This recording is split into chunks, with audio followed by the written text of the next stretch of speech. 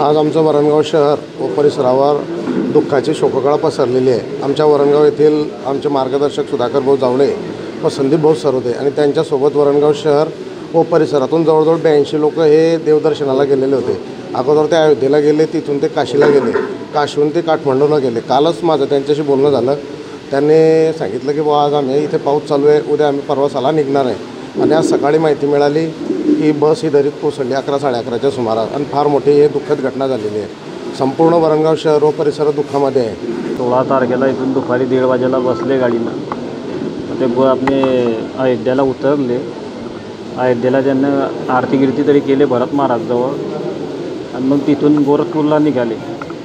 गोरखपूरला ते टिकले तरी ते कोणी महादेवाचं मंदिर तिथे आणि तिथून मग पोखरा आहे तरी ते येण्यात घालले सकाळी। म्हणजे बा आज सकाळी ते तिथे होते ते पोखरावर। आज सकाळी माझ्या लहान भाऊची माझा व्हिडिओ कॉलवर गोष्ट झाली। कोणी भाऊ मस्त मजा येऊन झाले, सगळे फिरून झाले सर आनंदामध्ये सगळे।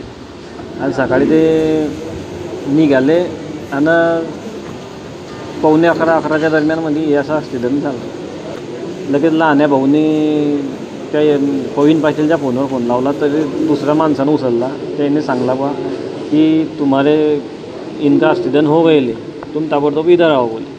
बस मग गावापासून आमचं हेच झालं नाही, त्याचा फोनच बंद झाला।